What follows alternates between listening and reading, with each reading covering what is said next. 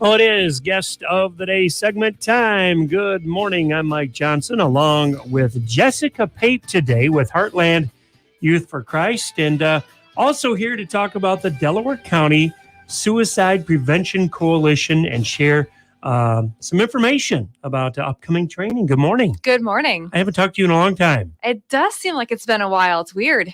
How you been? Really good. Yeah. I know one of the new projects that you've been working on is the coalition. You were here earlier, of course, this summer to talk about it. So how's everything been going? Things are going really, really well. We knew that there was a need just to bring people together, and I love collaboration and just bringing like-minded people together. And so working with just a lot of different sectors in our community really come around this. We were able to launch in August, which seems like we did this a long time ago, but it was just last month that we had our first meeting. And really, we just got everyone together and talked about what the gaps were, what we saw for the needs for, really our whole county. And just kind of started to go through there, like identify some themes that were really jumping out. So the big themes that really came to head were awareness, training, and then the Green Bandana Project, which is kind of a mixture of both, but actually does trainings for high school students to actually go and be advocates for their peers within the schools. So we knew that within those three big areas, we really wanted to focus and do some things. So for the month of September, we are really focusing on awareness. September is Suicide Prevention Awareness Month. So it just naturally makes sense for that. Our county supervisors signed a proclamation for that and also gave some funding just to help us with some future endeavors as well. So that's been really great.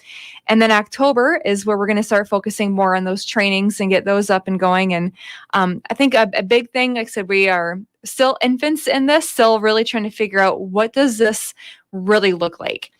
For a coalition, it really is something where I tell people all the time, I might be kind of organizing it right now, but this is truly a group effort. And we have some incredible partners that are really stepping up and want people to know it's still open. So I have people, every single week I have emails, people like, hey, can I still be a part? Absolutely. This is definitely going to take our whole community and we are still open to that for sure. The Green Bandana Project. What is that? Yeah, so it's actually a program out of the University of Wisconsin in Madison, and they do trainings, like I said, specifically for high school students. And so they train these students on if you have a friend that is talking about things or ideation or self-harm, one, how do you respond to that in a helpful way? And then two, knowing who to refer them to get help. And so that way it's not just students that are hearing these really heavy things or not really knowing what to say to friends or saying the wrong thing possibly, but they are fully trained in that. And so the green bandana comes in because students that are trained would get a green bandana that they would tie on their book bag. And so the essence of it is that walking through a hallway at school, if a student sees a green bandana, they know that's a safe person I can talk to. I can go and talk to them. And it starts just to really create a ripple effect and change the whole culture of a school district. All right, that is a great idea. Yeah. So we're going to be piloting it to see kind of how it goes. But there are some other schools in Cedar Rapids that have been doing it. So we know that there are other people that have seen really great success. So yeah, excited to see how it works here. So let's talk a little bit about some of these trainings that you do have coming up. You've got something coming up here very soon. Yeah, we do. We have two trainings. They're the same training, but we want to give people different options just so it fit their schedules better. So QPR is the training, and it stands for Question, Persuade, and Refer. And what this training does, kind of similar to what I was saying with the green bandana, just making sure people know how to respond appropriately and then who to refer them to. I think a really big thing with QPR is that sometimes you feel like, if you're trained in something, I'm going to say CPR, for example. If you're trained in CPR and someone needs that, you feel like I need to save their life. QPR is a little bit different because it kind of takes some of that pressure off. And instead of being like, I am this person that has to know what to do, It's knowing who do I go to. And so it's kind of a soft way of being able to be helpful. So we really see this as something that is great for anyone, whether it's, if you have a family member that maybe struggles with brain health issues, or, a coworker, or you just want to be a good friend or be a good neighbor. This is just a really great, it's kind of an entry level training that really explains, what are some things to look for, some signs, how do you respond? And then what is the best way? Like, what are the next steps that you can take in that? So we have, like I said, 2 trainings. The first one is Monday, October 4th, and this would be an evening one from 5:30 to 7. And then that Wednesday on October 6th, we have one over the lunch hour from 11:30 to 1. So both of these, we want to be open, accessible. So we'll have free lunch provided. We will have childcare provided if that's a need. They're all going to be held out of the Stone Church. And the only thing we ask is that people register. Otherwise, they're entirely free. And so this is through some of the funding from our county supervisors that are really helping just to get this going, that it's a completely free training. And like I said, it's truly for anyone that just wants to be a good friend, be a good neighbor. I have had a few people ask about, if you get a certificate or something like that, and you will get a certificate, and it actually is good for 2 CEUs. So for people that are looking at it from maybe a professional standpoint, it definitely will be a benefit there as well. All right. And registration is required for that, right? Yep. Like I said, that's really just to make sure we have enough supplies and enough food. All right. Very good. And who should attend this?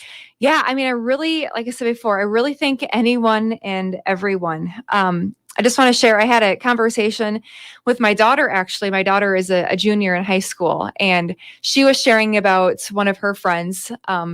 And honestly, I would say more of an acquaintance, wasn't even really a close friend, that really was sharing some things that he was struggling with. And she came to me like, Mom, I don't know what to tell him or what to do. And so I gave her, a card that has a text line. I'm like, this would be someone that he could talk to anytime. So he's not just talking to you. But I was telling her about this, and she asked me, she's like, can I go to that? I said, absolutely. Like I said, this is truly for anyone. So I think it'd be great for, like I said, people that have coworkers or even high school students to be really beneficial. All right. And talk a little bit about why this is important to you, Jessica. Yeah. So with my role with Heartland Youth for Christ, this is not something I really thought would be something that I would have to think about. And I always share that the one thing that surprises me is with our teens today, how much they have on their plates, how much stress they are under, and how there are so many resources out there, but a lot of times it's just not knowing where to go or truly who to talk to. And we think there's positive adults all over the place. They have all these great people, and but truly like knowing like what are the next steps to take.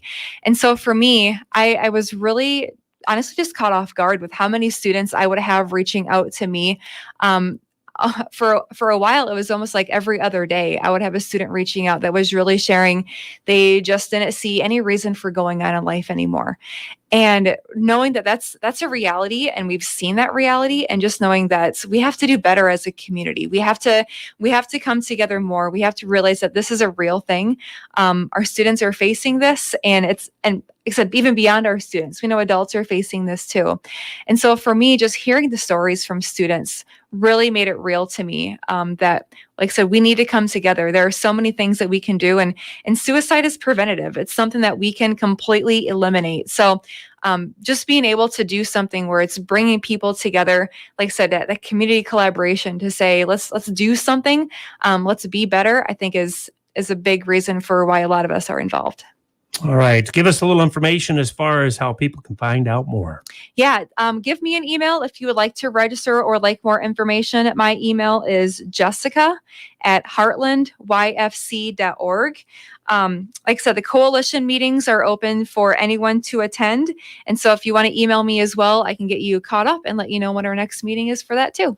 All right. Don't forget October 4th and October 6th, the next trainings with the Delaware County Suicide Prevention Coalition. Jessica Pape, thanks for filling us in. Yeah, thank you. Our guest of the day segment brought to you here on Mix 94.7 KMCH by Bill Thomas Farm Bureau Financial Services. We have more on the way. Keep it here, Mix 94.7.